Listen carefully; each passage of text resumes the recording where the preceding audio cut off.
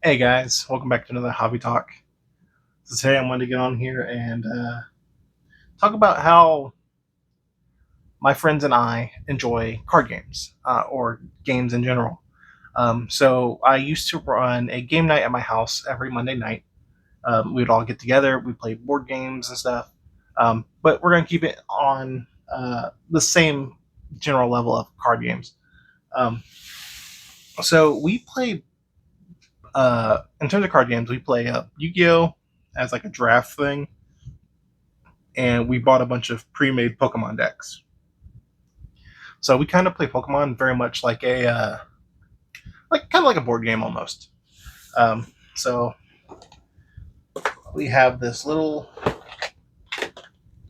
food container that I have just filled to the brim with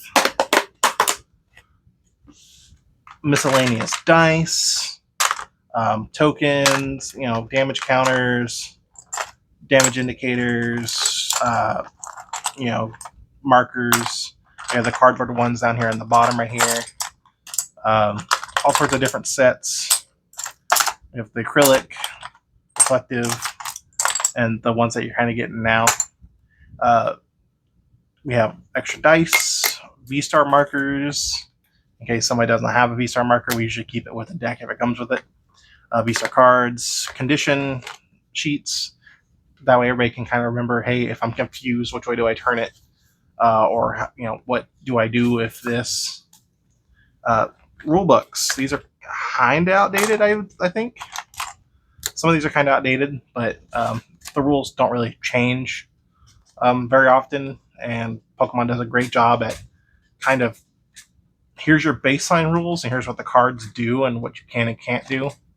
Very rarely we have to resort to Google or something to find what a card does. Um, but this is I'll break this out. Everybody gets their dice. Everybody gets their tokens or whatnot to kind of play the game. And we keep, like I said, we bought a bunch of pre-made decks. And how we do the pre-made decks are we don't have rules. And I know a lot of people are like, "Oh, that card's not legal in Pokemon." And you're right. There's a lot of non-legal decks in here. And they're all sleeved. They're all like I keep them in these monster boxes. So basically, what we'll do, I think oof, there's quite a few decks we have. I think there's three of these. So this is two, four, six. I think there's 16 total decks that we use. So basically, we'll break out all of our monster boxes. You'll go through. The rule of the thing. We don't you don't ever pick them out. You're not sorting through this going, I don't want to play that one. The rule is you just go in. I'm picking this deck because I can feel like I think I'm going to use this deck. So once you select your deck, you're kind of locked in for at least that round. So we usually keep the coin with it. This is an EX deck. By the look of it, I believe it's Kangaskhan.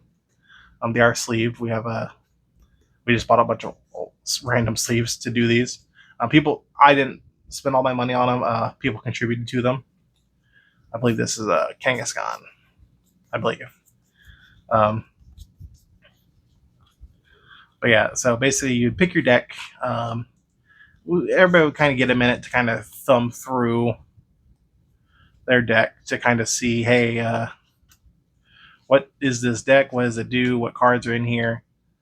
We've all gotten a bit familiar with how to play the game, of course. When we first started, a lot of people didn't know how to actually play um, a lot of these decks or didn't know how to play Pokemon at all.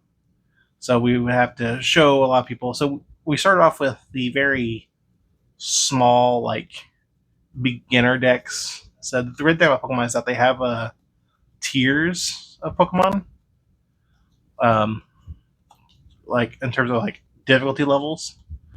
Oh, yeah, there's Kangaskhan right there. But they have tiers, so they have like level 1, 2, and 3, based on difficulty. Um, So this is, of course, a level 1. We picked this one up with a few others. And we just kind of said, hey, here's a bunch of cards that we're going to use. Here's some decks.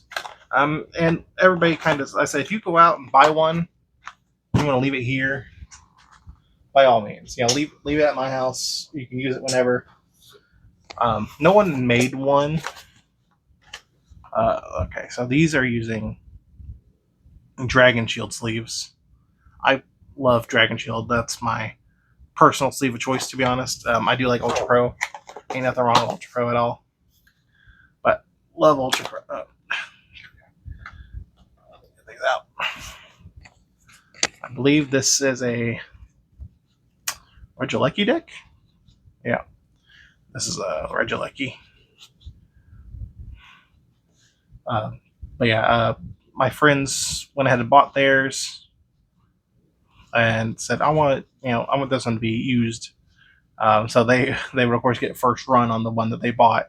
If it was a new deck, if we could, we get together kind of earlier in the day and try and play it. Kind of learn the deck, because it is kind of crappy. When you get a new deck and you don't know how to play it, and everybody's ready to play, and you're trying to be a little slow about it. But everybody's understandable. It sucks, but everybody's understandable about it. This was a Regieleki Miraidon deck that I believe one of my friends bought.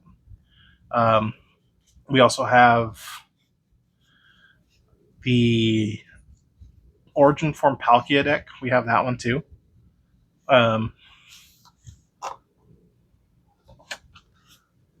But yeah, this is kind of how we just enjoyed Pokemon.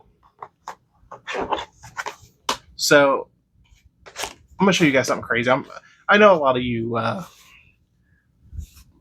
pretty sure most people are familiar with monster protectors. I don't see them used as much anymore. They're really cheap, and a lot of people are moved on to the nicer deck boxes. But these are great. So the thing that I like to break out for our card game night.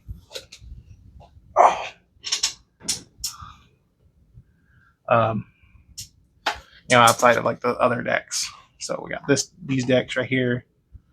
We do have a few of the trainer ones, or not the trainer ones, the tournament legal ones, or not tournament legal, but what am I trying to say here? The tournament decks, like the Yokohama Japan, the illegal decks, the match winners or whatever. But we have a few of those that we play with. But I like to break this bad boy out. So this is the Deca deck box by Monster. This is 10 decks. This is a double-sided thing. This is all one deck box. Holds 5 decks on each side. Yeah, and if I break this thing out, everybody's like, "Oh shit," And this is kind of where we keep some of the different decks. Definitely keep some of the very different decks. So, like I said, we have them throughout the ages. We have let's see, we got. I want to say, I'll just grab. I'll just grab this one. Thumb through this one while I talk. That's the hard part about doing this, is finding something to show on the camera. And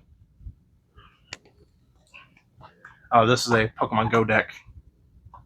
This is Mewtwo. Love the coin for this one, by the way. Beautiful coin for this deck. We do have tag team decks in here too. We have the Palkia, Dialga, Arceus one. We do have that one in here. I also have the Charizard Reshiram deck kit. But yeah, this is how we like to play Pokemon. None of these are pre-built. None of these are altered. None of these are like special in any real way. Um, but we do this. We kind of treat it as a board game, and we do like four-way duels, like double battles and stuff. You know, that way everybody can kind of play at once. When we were all kind of learning, we kind of taught them at like individually, and we didn't mind doing like a tournament style. We don't mind doing like a tournament style deck or something like that, or thing where okay, so we'll do round one, best two out of three, and then whoever kind of gets to the end is like the winner. You know, knocking everything over while I'm turning this damn thing around.